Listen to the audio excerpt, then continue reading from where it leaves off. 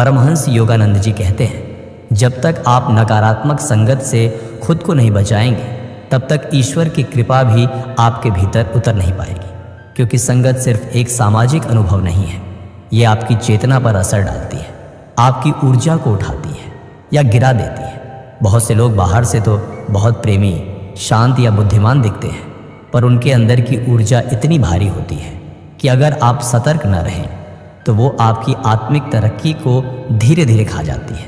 आप खुद नहीं समझ पाते कि क्यों आपका मन बेचैन है, क्यों साधना में रस नहीं आ रहा। योगानंद जी ने चेतावनी दी थी, कुछ प्रकार के लोग ऐसे होते हैं जिनसे दूर रहना आत्मा के विकास के लिए उतना ही जरूरी है जितना कि भोजन जीवन के लिए। इस वीडियो में आज हम जानेंगे वो 4 तरह के लोग कौन हैं, क्यों उनकी संगत आत्मा के लिए जहर है और कैसे उनसे दूरी बनाकर हम ईश्वर के करीब जा सकते हैं। अगर आप अपने जीवन में सच्ची शांति, दिव्यता और स्थायी आनंद पाना चाहते हैं तो यह वीडियो आपके लिए एक चेतावनी और एक प्रकाश दोनों है। पहला, नकारात्मक सोच वाले लोग जो हर बात में दोष ही देखते हैं। परमहंस योगानंद जी कहते थे, आप जिनके साथ रहते हैं उनके विचार आपके चित्त पर छपने लगते हैं। चेतना किसी भी वस्तु की तरह संक्रामक होती है, जैसे बीमारी फैलती है वैसे ही सोच भी फैलती है।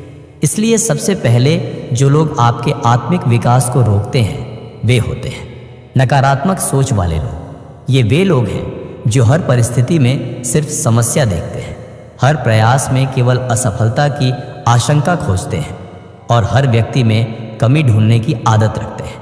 ऐसे लोग दिखने में सामान्य हो सकते हैं, वो आपके दोस्त, रिश्तेदार या यहाँ तक कि कोई करीबी हो सकते हैं, पर उनकी संगत धीरे धीरे आपके मन के सकारात्मक भावों को कमज़ोर करने लगती है।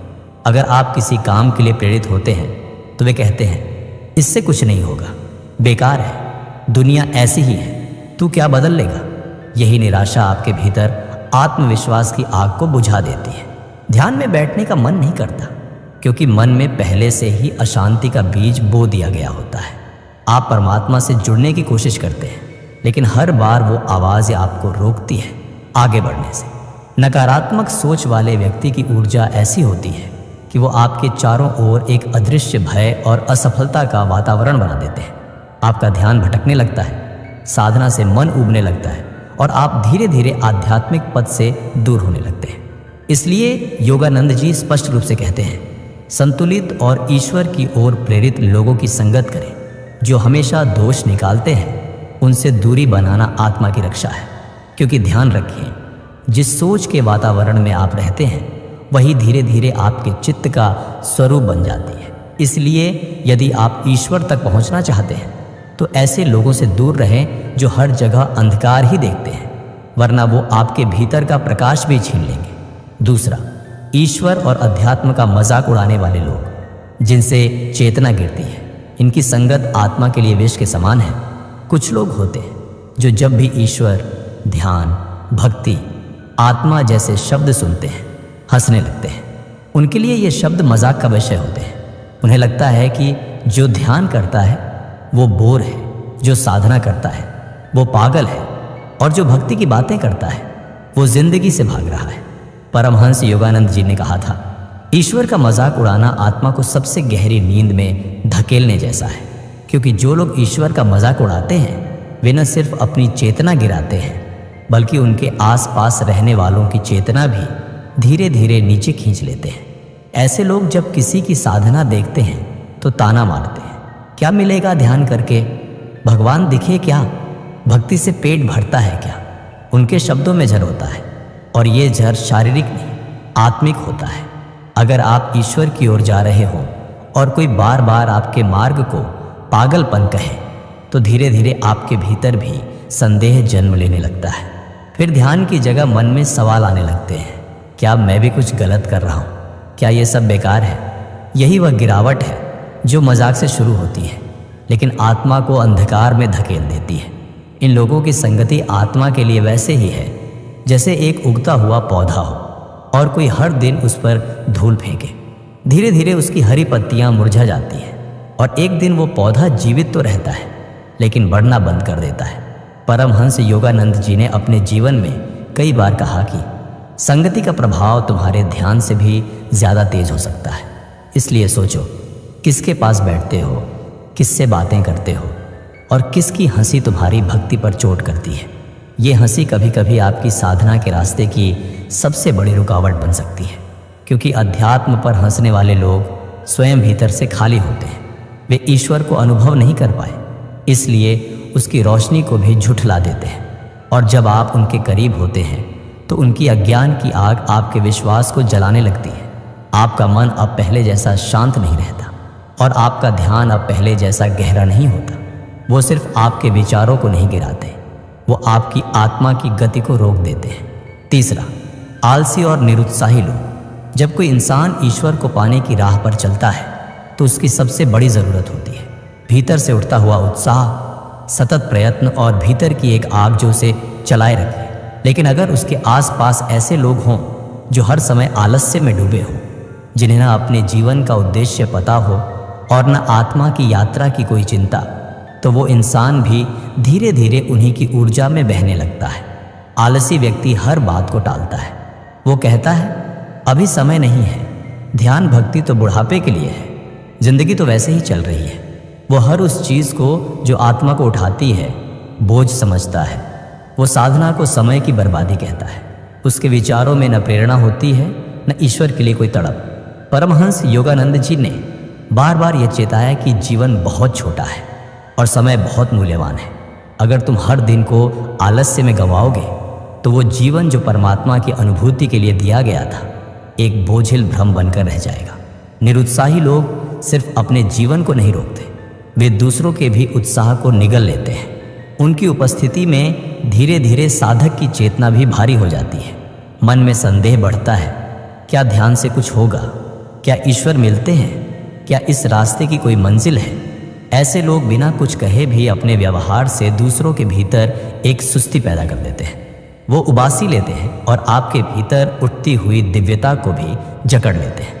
परमहंस योगानंद जी कहते थे, जो इंसान आलसी है वो सबसे पहले आत्मा की आवाज़ को अनसुना करता है, क्योंकि आत्मा हमें पुकारती है, जागो, ध्यान करो, प्रभु की ओर लौटो। लेकिन जब आलस्य हावी होता है तो ये आवाज़ बहुत धीमी हो जाती है और फिर एक दिन बिल्कुल खामोश। इसलिए जब कोई निरुत्साही व्यक्ति कहता है, भाई इतना क्यों सोचते हो, जिंदगी मस्त चल रही है, तो समझो उसने अपने भीतर की आवाज़ को कब का खो दिया है। वो अब सिर्फ बाहरी जीवन जी रहा है, एक ऐसी नींद में जहाँ से जागना मुश्किल होता है। ऐसे लोग हर उस दीपक की लौ को बुझा देते हैं जो जीवन को प्रकाश देना चाहता है। उनके पास कोई दृष्टि नहीं होती, कोई दिशा नहीं होती और न ही आत्मा के उत्कर्ष की कोई ललक। परमहंस योगानंद जी कहते हैं, अगर जीवन में तुम्हारे पास समय है तो उसे ईश्वर के लिए दो, वरना तुम सिर्फ सांस लोगे लेकिन जियोगे नहीं। चौथा, अहंकारी और दिखावे वाले लोग जो ईश्वर से दूर कर देते हैं। कभी आपने गौर किया है, कुछ लोग हमेशा ये जताते हैं कि उन्होंने कितना कुछ किया है, वो कितने सफल हैं, कितने ज्ञानी हैं और उनका आध्यात्मिक स्तर कितना ऊंचा है, लेकिन उनके शब्दों में नम्रता नहीं होती, उनकी आंखों में करुणा नहीं होती और उनके चेहरे पर कभी भी ईश्वर की विनम्र झलक नहीं दिखती। ऐसे लोग जीवन में साधना का नाम तो लेते हैं, पर उनका हर कर्म दिखावे से भरा होता है। वो मंदिर जाते हैं तो फोटो खिंचवाते हैं, ध्यान करते हैं तो दूसरों को दिखाने के लिए। उनका धर्म एक प्रदर्शन है, एक मंचन, जिसमें आत्मा की सच्चाई कहीं पीछे छूट जाती है। परमहंस योगानंद जी ने कहा था, जहाँ दिखावा है वहाँ ईश्वर नहीं होता और जहाँ अहंकार है वहाँ आत्मा मौन हो जाती है।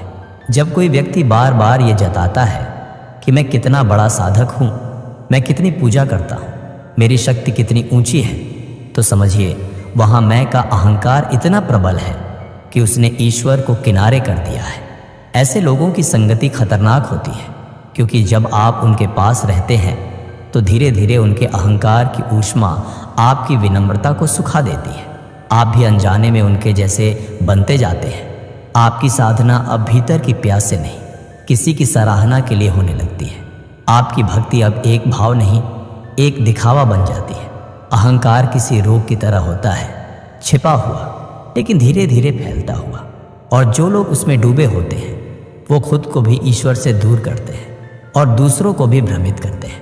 परमहंस योगानंद जी ने अपने जीवन में कभी भी यह नहीं कहा कि वह महान है, बल्कि उन्होंने खुद को ईश्वर का छोटा बच्चा कहा, एक छोटी आत्मा जो बस प्रेम चाहती है। लेकिन अहंकारी लोग हमेशा बड़े दिखना चाहते हैं। वे दूसरों को छोटा दिखाकर खुद ऊंचा महसूस करते हैं, और यही सबसे बड़ी बाधा है ईश्वर तक पहुंचने में, क्योंकि जहां मैं खड़ा है वहां वो ईश्वर नहीं आ सकते। तो इसका समाधान क्या है? निस्वार्थ भक्ति और विनम्रता का अभ्यास। जब हम खुद को पूरी तरह ईश्वर को समर्पित कर देते हैं, जब प्रार्थना में हम कहते हैं, हे प्रभु मैं कुछ नहीं, आप ही सब कुछ हैं, तब धीरे धीरे अहंकार पिघलने लगता है। भक्ति का असली रूप वह है जिसमें मैं गायब हो जाता है, सिर्फ प्रेम रह जाता है। भक्ति कोई रस्म नहीं, यह आत्मा का पूर्ण समर्पण है। जब आप ईश्वर को अपना कर्ता मानते हैं तो धीरे धीरे मैं कर रहा हूं की भावना मिटती जाती है, और तब ईश्वर प्रकट होता है। दूसरा, विनम्रता का अभ्यास। विनम्रता कोई कमजोरी नहीं, यह सबसे बड़ी आध्यात्मिक ताकत है। जब आप हर व्यक्ति में ईश्वर को देखने लगते हैं, तब आप अपने अहंकार से ऊपर उठने लगते हैं। झुकने से आत्मा ऊंची होती है। जैसे झुका हुआ पेड़ ही फलदार होता है, वैसे ही झुका हुआ हृदय ही ईश्वर का सच्चा मंदिर होता है। तो मेरे प्रिय मित्रों, जीवन में हर किसी से रिश्ता रखना जरूरी नहीं होता। कभी कभी कुछ रिश्तों से दूरी बनाना ही आत्मा की रक्षा होती है। परमहंस योगानंद जी बार बार हमें यह चेतावनी देते हैं, संगति तुम्हें ऊंचाई पर ले जा सकती है और संगति ही तुम्हें रसातल में गिरा सकती है। ये सिर्फ साधु संतों की बातें नहीं हैं, ये आत्मिक विज्ञान है। क्योंकि आत्मा नाजुक होती है, वो प्रेम और सत्य से खिलती है, लेकिन जहर और अहंकार में मुरझा जाती है। तो प्रश्न ये नहीं है कि ऐसे लोग हमारे जीवन में क्यों हैं। प्रश्न यह है कि क्या हम अब भी उनके प्रभाव को अनदेखा कर रहे हैं, या फिर अब समय आ गया है कि हम अपने मार्ग को साफ करें, अपने संग साथ को चुनें और उस दिशा में बढ़ें जहां आत्मा को शांति मिले और हृदय को ईश्वर की अनुभूति।